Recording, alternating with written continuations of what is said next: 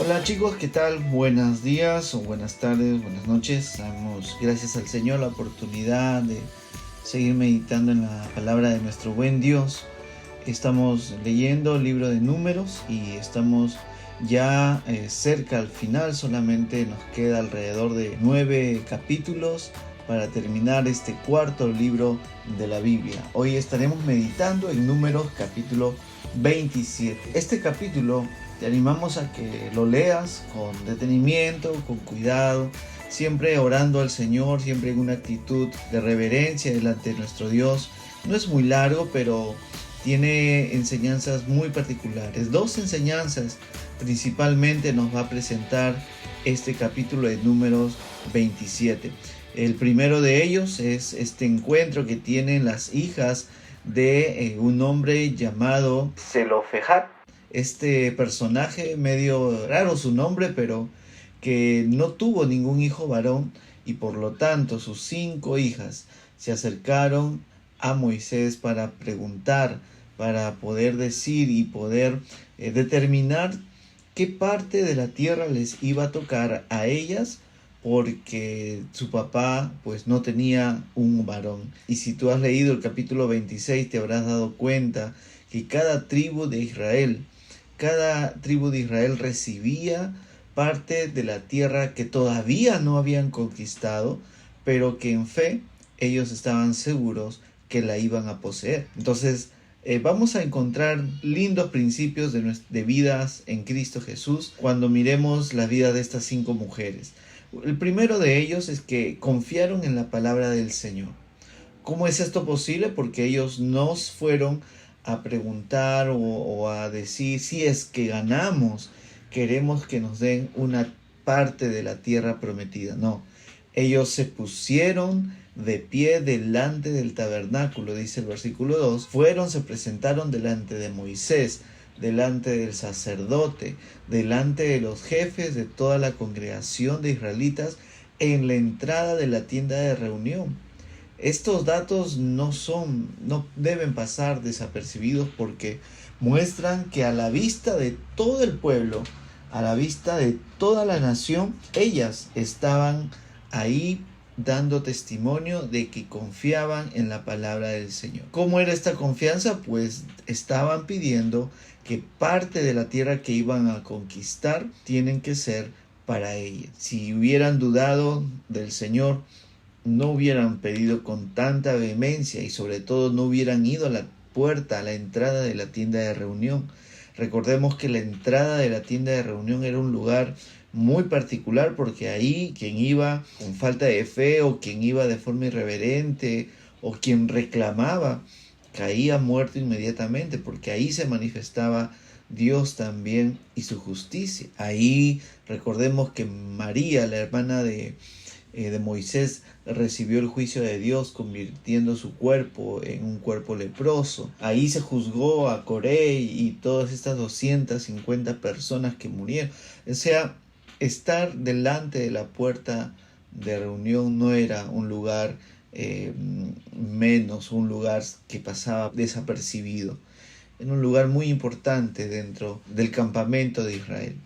Y ahí van estas 5 mujeres a pedir que se les dé parte.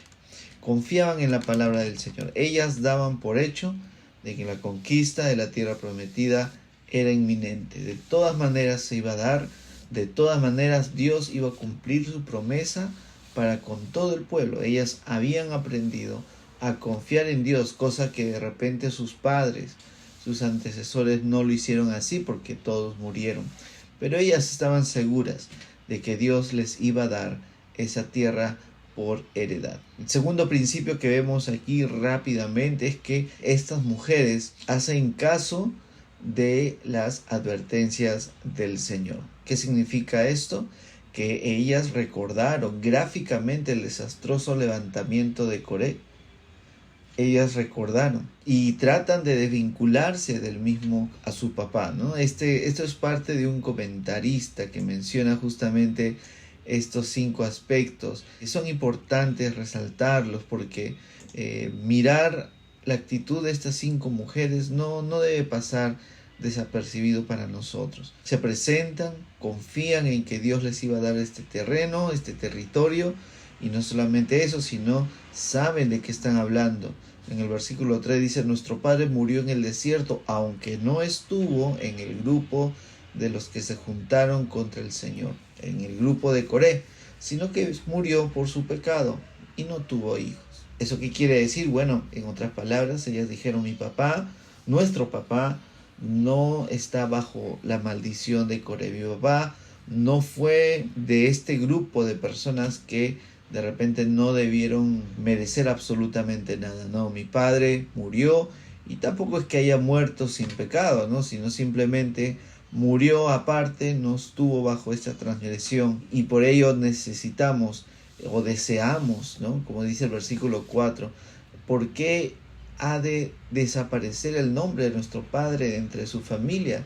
Solamente porque no tuvo hijo. Muy bien, tercer principio que vemos aquí es que buscan la ayuda del Señor.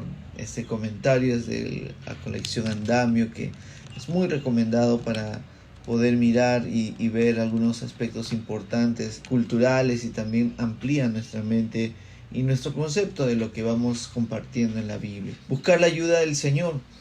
Ellos no recurrieron ante otra entidad, ante otra autoridad, sino se pusieron a la puerta de la tienda de reunión. Ahí hicieron su pedido.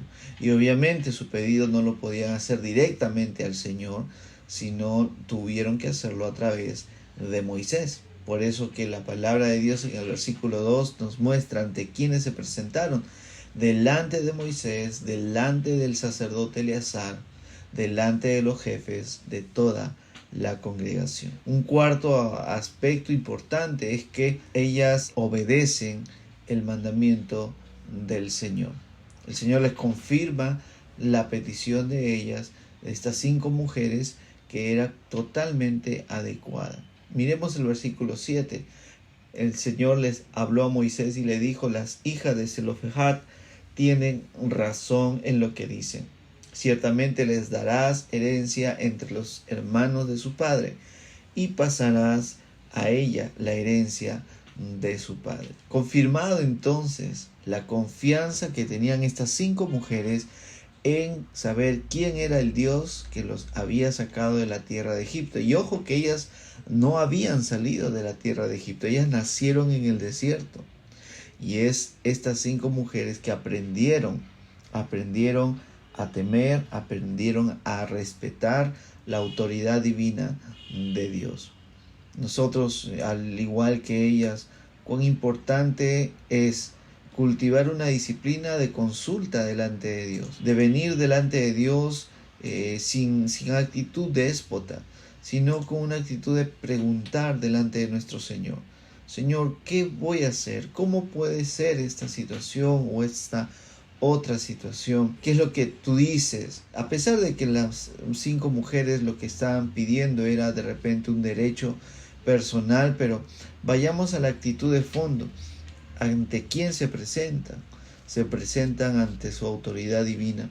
Y nuestras vidas como hijos de Dios, en primer lugar, al saber que toda la Escritura nos debe enseñar y nos enseña que todo es de Dios, y todo es por Dios, y todo es para Dios, nuestras vidas entonces deben estar constantemente consultando la voluntad de Dios para nuestras acciones diarias. ¿Qué tan importante es Dios en tu vida? ¿Qué tan importante es Cristo en tu vida?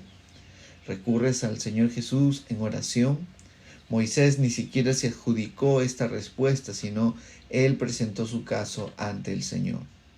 Ya sabemos que Moisés es un lindo personaje de la Biblia que nos muestra su reverencia, su amor, su dependencia de Dios. Moisés no dijo: bueno, a ver, déjenme pensar unos 5 minutos, ¿qué es lo más sabio que podemos hacer? A mí me parece que esto debe solucionarse así. No, Moisés presenta su caso ante el Señor. Es Dios quien dice sí, es Dios quien dice no. Y nosotros debemos aceptar su respuesta. ¿Aceptas la respuesta de Dios cuando te dice que no? ¿O cuando te dice que sí? ¿O cuando te dice que esperas? Si no la aceptas es porque no conoces a Dios. Y conocer a Dios, la única manera de conocer a Dios es conociendo a Cristo Jesús en toda la Biblia, en toda la Biblia. Dios no es hombre para que se arrepienta, dice un versículo en la Escritura. Y aquí vemos a un Dios que contra todo pronóstico, siempre hemos escuchado que Dios es machista, que Dios no considera a las mujeres. Por ahí hay algunas personas que erróneamente piensan, pero aquí el Señor reivindica a las mujeres y les da realmente lo que ellas realmente anhelaban en su corazón, una confianza, un amor a Dios. Ellas estaban seguras de que Dios les iba a cumplir la promesa que Dios mismo había hecho. Confiemos en Cristo, confiemos en nuestro Señor. Hoy en día Dios ha hablado a través de Cristo Jesús, por lo tanto ha hablado a través de las Escrituras. Y debemos leer la palabra, y esto nos debe llevar a conocer a Cristo de tal manera que, confiando en Él, cuando Él dice sí, aceptemos que es sí. Y si Él dice no, aceptemos que es no. Señor Jesús, qué difícil es confiar en alguien a quien no conocemos. Por ello, Señor, antes de confiar en ti debemos pedirte que te conozcamos, que quites, Señor, la venda de nuestros ojos, que abras el entendimiento, abras el corazón para conocerte y deleitarnos en ese conocimiento tuyo, no de forma intelectual, sino conocerte de forma relacional. Queremos relacionarnos contigo, conocer en tu palabra quién eres, qué haces. Como en este caso, Señor, se quiebran toda forma de pensar de que tú no consideras a las mujeres o que eres un Dios distante. No, tú, Señor, respondes con justicia, respondes con amor, considerando a toda tu creación. Oramos, Padre, en el nombre de Jesús, que nos ayudes a obedecerte, pero sobre todo a conocerte. Amén.